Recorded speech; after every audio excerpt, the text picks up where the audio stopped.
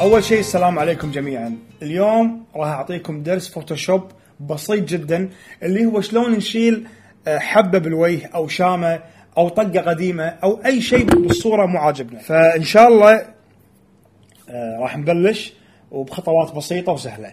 أول شيء الصورة اللي راح نطبق عليها مساح صورتها أنا مع تفاحة، وحطيت على التفاحة نقطة سوداء علشان نشيلها بالصورة، وهم بعد صورت الشامة اللي بإيدي هني كاهي عشان نشيلها بعد بالصورة.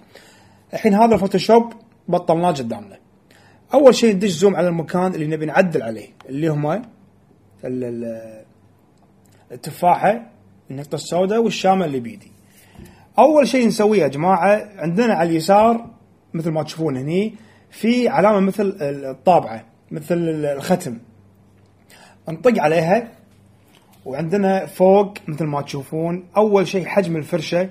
طبعا الحجم نخلي احنا على قد الشغلة اللي بنشيلها، يعني مثلا الشامة اللي بإيدي أخليه دائرة مثلا على قد الشامة، يعني ما تكون كذي مثلا وايد.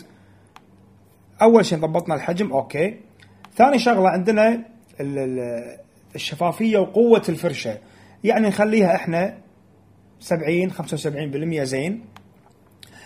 أول شيء نسويه نروح عند المكان النظيف بالجلد، المكان اللي نبي نخلي يعني كله مثل المكان هذا، نختار أنظف مكان بالجلد، ويستحسن يكون قريب يم الشامة أو قريب يم الطقة اللي بنشيلها، علشان ياخذ نفس لون الجلد ونفس قوة الإضاءة اللي حايشة الجلد.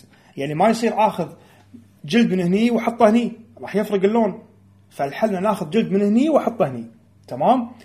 فأول شيء ناخذ يعني من هني فوق الشامة على طول، نعلق على عند أهل الماك على كلمة أو زر Alt، راح تصير معنا الفرشة بهالشكل. نطق كليك واحد راح ياخذ الحين هو أخذ الجلد النظيف. ننزل على الشامة، لاحظوا ايش راح يصير. نطق كليكين 3 ونوخر وانتهى.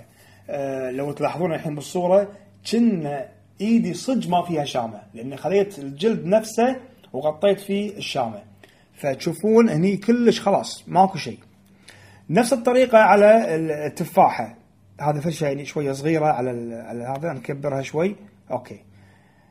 ناخذ من التفاحة المكان الزين، نطق Alt ونطق كليك. الحين خلاص احنا اخذنا القشرة الزينة.